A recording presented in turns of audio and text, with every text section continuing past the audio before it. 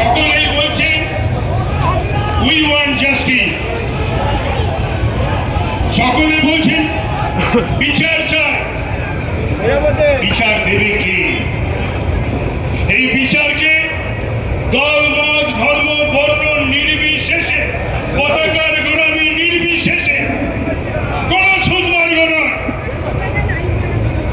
আমাদের সবাইকে মিলে মিশে এই যে দুর্বৃত্ত রাজ, এই যে দুর্নীতি রাজ, এই যে দুষ্কৃতি রাজ, সারা বাংলাটাকে শাহজাহানদের হাতে, সারা বাংলাটাকে শওকতদের হাতে, সারা বাংলাটাকে জাহাঙ্গীরদের হাতে, সারা বাংলাটাকে এই সিভিক পুলিশদের হাতে মমতা তুলে দিয়েছে। নাটক করে কেন মানুষ এইভাবে নেমেছে? সারা বিশ্ব কেন আন্দোলিত? তিলোত্তমার বিচারের জন্য, কার ওপর বলাৎকারের জন্য, তাকে খুন করার জন্য। বাংলার মুখ্যমন্ত্রী নাকি মহিলা মুখ্যমন্ত্রী, সেই মহিলা মুখ্যমন্ত্রী হওয়া সত্ত্বেও আজকে বাংলার বুকে যখনই কোনো মহিলার উপর নির্যাতন হয়েছে, বলাৎকার হয়েছে, তখনই তিনি সেই নির্যাতিতাকে দোষ দিয়েছেন, দোষী সাব্যস্ত করেছেন।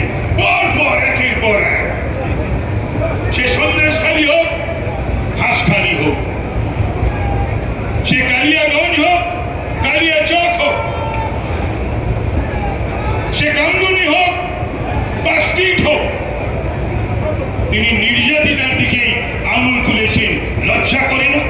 আপনি না মহিলা, আপনার নাটক এবার বঙ্গবাসী ধরে ফেলেছে। আমি আজকে আরো বল পেয়েছি, এই জন্য আমাদের প্রিয় প্রধানমন্ত্রী আজকে মহারাষ্ট্রে বক্তব্য রাখতে গিয়ে, আপনারা হয়তো দেখেছেন বা শুনেছেন, তিনি বলেছেন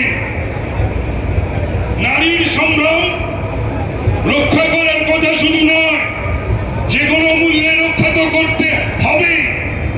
আর এই আরজি করের কাহিনী, এই আরজি করের ঘটনা আমাদের আওয়াজ, আমাদের কণ্ঠস্বর, আমাদের দাবি, আমাদের আন্দোলন তার হৃদয়কে স্পর্শ করেছে। এবং তিনি বলেছেন এই ঘটনার সঙ্গে যে বা যারা জড়িত তাদের কঠোরতম শাস্তি দিতে হবে।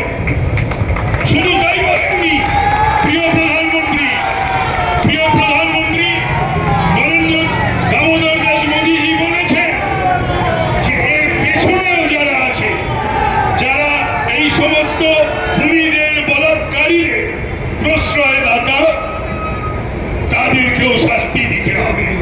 ভাবুন শাস্তি কারা পেতে চলেছে। নাটক হচ্ছে, আমরা বুঝি না, আমরা জানি না। আজও সন্দেশখালী গেলেন না, 7 তাড়াতাড়ি, জয় শ্রীরাম। আজ 7 তাড়াতাড়ি আপনি নির্যাতিতার বাড়ি গেলেন না দেখাতে। ভেবেছেন বোধহয় এর আগের প্রতিটা ঘটনার মতন এই ঘটনাটাও আমি অত্যন্ত সফলতার সঙ্গে আমি ধামা চাপা দেব, তাই না? সেটাই চেষ্টা করেছিলেন। আচ্ছা, আপনি তদন্তকারী নন, আপনি তদন্তকারী নন, আপনি আদালতের বিচারপতি নন। আচ্ছা, আপনি বললেন কি করে যে আসল অপরাধী ধরা পড়ে গেছে? তার মানে আসল অপরাধীদের আড়াল করতে হবে, তাদের বাঁচাতে হবে।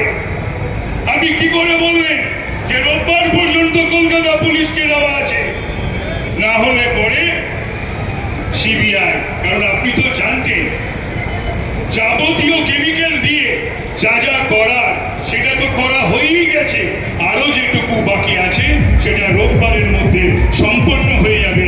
তো তারপরে সিবিআই পাক আর এফবিআই পাক। আপনি বলার আগে, যাওয়ার আগেই হাইকোর্ট দিয়েছে, কিন্তু একথা তো আমরা দেখলাম সুমোটো নেওয়ার পর সুপ্রিম কোর্ট, সেখানে সিবিআই বলেছে যে আমরা ক্রাইম সিন এবং প্লেস অফ অকারেন্স, অর্থাৎ যেখানে রেপ হয় এবং খুন হয় সেই জায়গাটাই অল্টার্ড হয়ে গেছে। ভাবা যায়? ভাবা যায়? আমি মমতা বন্দ্যোপাধ্যায়কে বলতে চাই, আপনি যদি রাজনীতি না করে অভিনয় করতেন, তাহলে অস্কার আপনার জন্য রাখা ছিল, কেউ ঠেকাতে পারত না, আপনি অস্কার পেতেন। দুঃখের বিষয়, পরিতাপের বিষয়। তারপর তিনি রাস্তায় নামছেন, তিনি পুলিশ মন্ত্রী, তিনি রাস্তায় নামছেন, তিনি স্বাস্থ্যমন্ত্রী, আর দুটো ডিপার্টমেন্ট মিলেই এই কাজটা করেছে। আবার তিনি বলছেন কলকাতার পুলিশ স্কটল্যান্ড ইয়ার্ড। হ্যাঁ, ছিল একটা সময় কলকাতা পুলিশ স্কটল্যান্ড ইয়ার্ডের সঙ্গে তুল্য মূল্য ছিল। কলকাতা পুলিশ বিশ্ব সেরা এর মধ্যে ছিল। এখন আপনার সময় কলকাতা পুলিশ আর স্কটল্যান্ড ইয়ার্ডের সঙ্গে তুলনা করা যায় না। তারা ভবানীপুর থানার টেবিলে ঢুকে যায় আর গাইনি ওয়ার্ডের স্নানাগারে ঢুকে যায়, রোগীর কম্বলের তলায় চলে যায়। এই জায়গাটায় বিনীত গোয়েলের কলকাতা পুলিশ আপনার নির্দেশে এনে দাঁড় করিয়েছে। লজ্জা। কেন বিনীত গোয়েলকে ইন্টারোগেট করছে না সিবিআই? কেন সিটালি তালাকে ইন্টারোগেট করছে না সিবিআই? কেন ডিসি নর্থকে ইন্টারোগেট করছে না সিবিআই? এটা কেন ইনভেস্টিগেশনের অ্যাম্বিটের বাইরে থাকবে? কেন থাকবে? কেন ইনভেস্টিগেশনের মধ্যে থাকবে না? তার কারণ সাত তাড়াতাড়ি হাসাব করা, ময়না তদন্ত করা, বাবা মাকে হয়রান করা। নির্যাতিতার বাবা মা বলেছেন যে আমাদেরকে বিনীত গোয়েল কলকাতা পুলিশ অসহযোগিতা করেছে। আমি বাংলার মায়েদের কাছে বলবো, বাংলার বোনেদের কাছে বলবো, বাংলার অপমর্যাদা সাধারণের কাছে বলবো, একটা সরকার চলতে পারে না, প্রশাসন চলতে পারে না, পুলিশ চলতে পারে না যদি মানুষ সহযোগিতা না করে। কলকাতা পুলিশের সঙ্গে অসহযোগিতা শুরু করুন। যারা এই নির্যাতিতার মা বাবার সঙ্গে অসহযোগিতা করেছিল, যে ব্যবহার করেছিল কলকাতা পুলিশের সঙ্গে, সেই ব্যবহার করা শুরু করুন। অসহযোগিতা শুরু করুন। কি ভেবেছে কি কলকাতা পুলিশে যারা রয়েছেন লজ্জা করে না তাদের?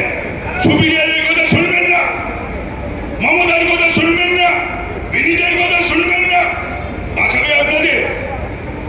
এই যে ঘটনা ঘটেছে, কি যেন অ্যাসিস্ট্যান্ট কমিশনার দুটো আর একটা কনস্টেবলরা কাঁধে, এরপরে আপনাদেরও টানবে। আর যদি না টানে, আমরা হাইকোর্টে গিয়ে আপনাদের টানার বন্দোবস্ত করব। এরপরে কোনো যদি আপনারা বাড়াবাড়ি করার চেষ্টা করেন, মগের মূল্য দেখি, যা খুশি তাই করব। আজকে যদি নির্যাতিতার মা বলতে পারেন, বাবা বলতে পারেন, যে সকল ছাত্র ছাত্রী বা ছেলেরা মেয়েরা আন্দোলনে নেমেছে তারা আমাদের ছেলে মেয়ে।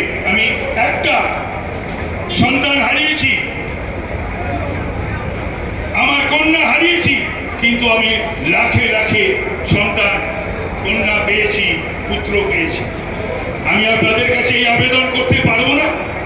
সেই নির্যাতিতার বাবা মার তরফ থেকে এই নিবেদন আপনাদের কাছে করতে পারবো না যে তিনি যদি মনে করে থাকেন, আমিও সন্তানের পিতা, আমারও একটি কন্যা সন্তান আছে, পুত্র সন্তানও রয়েছে, আমি সেই হিসাবেও আপনাদের কাছে আমি আবেদন করছি যে আমরা সকলে ভাবতে পারি না ওই নির্যাতিতা, সে অভয়া হোক, নির্ভয়া হোক, তিলোত্তমা হোক, সে আমাদের কন্যা? ভাবতে পারি না?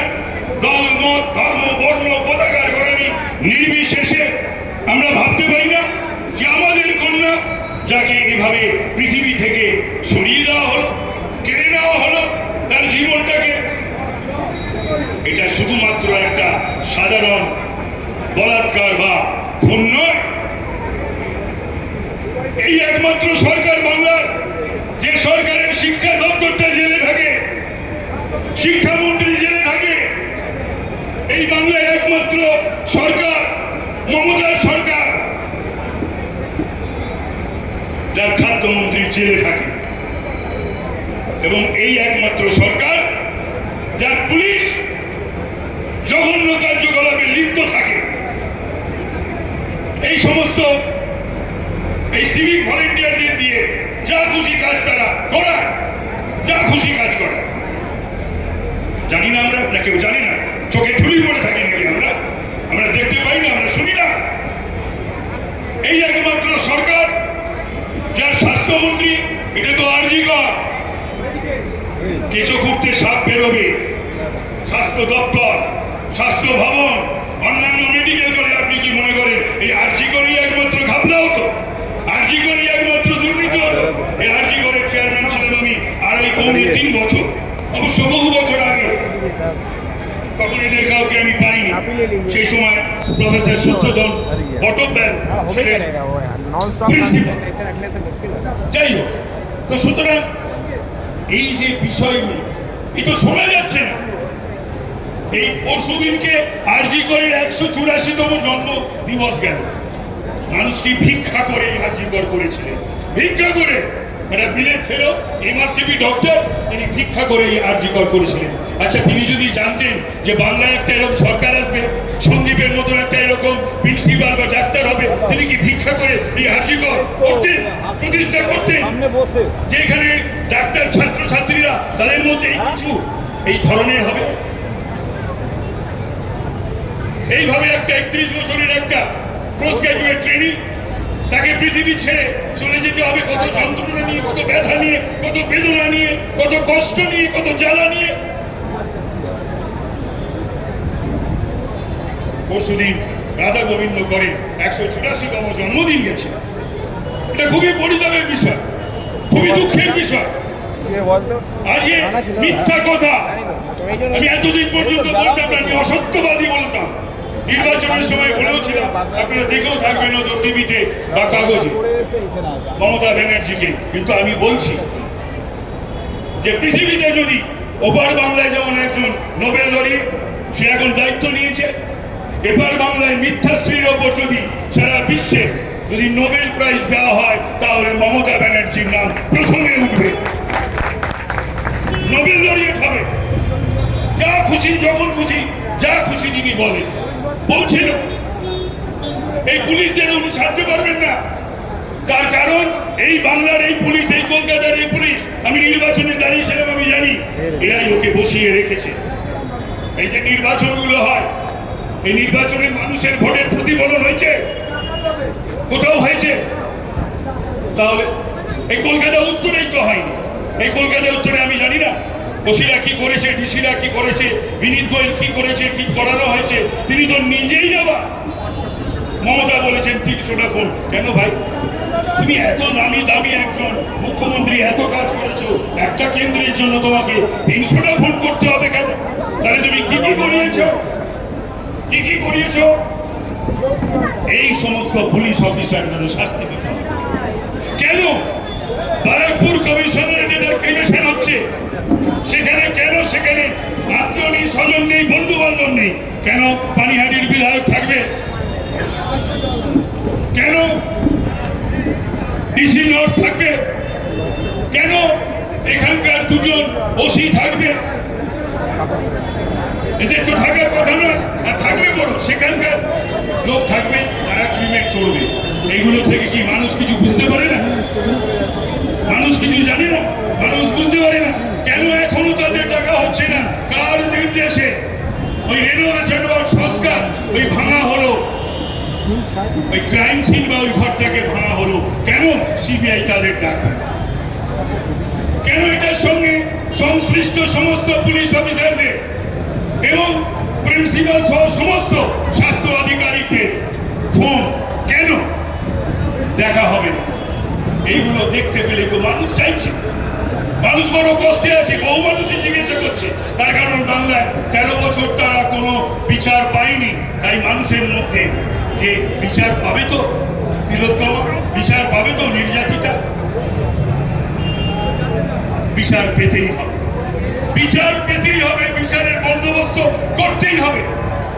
এবং এটার জন্য আমরা নিশ্চয়ই হাইকোর্ট, সুপ্রিম কোর্ট, মানুষের আন্দোলন, অপ্রতিরোধ দুর্বার গণ আন্দোলন এবং কেন্দ্রীয় সরকার ফেডারেল স্ট্রাকচারের কথা যারা বলে, বোঝেনি না, কনস্টিটিউশন করেনি না, তারা শুধু ওই ফেডারেল স্ট্রাকচার বলে। ফেডারেল স্ট্রাকচারে সেন্ট্রাল গভর্নমেন্টেরও একটা ভূমিকা রয়েছে, সেই ভূমিকা পালন করতে হবে। বাংলার মানুষের স্বার্থে, বাংলার গণতান্ত্রিক বন্দোবস্তের স্বার্থে, বাংলার মা বোনেদের স্বার্থে, বাংলার বিভিন্ন বিরোধী রাজনৈতিক দলের কর্মীদের স্বার্থে নিশ্চয়ই দেখতে হবে।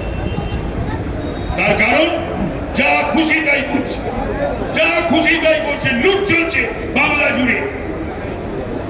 আর তিনি মনে করেছেন যে তার সঙ্গে তো দুর্বৃত্তরা রয়েছে, কিছু গুন্ডা বদমাস। তা নাহলে বোঝেন, শাহজাহান অ্যারেস্ট হলে পরে বিধানসভায় দাঁড়িয়ে মমতা ব্যানার্জি বলেন যে ইডি টার্গেট করেছে সেই মহিলাদের উপর অত্যাচার, সেই রাত্রিবেলা মাঝরাতে আমার মা বোনেদের পিঠে বানানোর জন্য ডেকে বানানো বাবার জমিদারি। আমার বাংলার মায়েদের, আমার বাংলার বোনেদের তুমি ডেকে পাঠাবে রাত্রিবেলা, স্বামীদের বিদে পিঠে হবে। বাংলার মুখ্যমন্ত্রী, মহিলা মুখ্যমন্ত্রী, পাপের পেয়ালা। ममता बनर्जी तुम्हारे पापेर प्याला 24 घंटा चैनल से आप लोग बोल रहे हैं, आपके सामने मौजूद है तापस रॉय जी। किस तरह से आंदोलन में अपना सुबह से लेकर रात 9 बजे तक वक्त दे रहे हैं। Justice we want justice. अत्याचार भ्रष्टाचार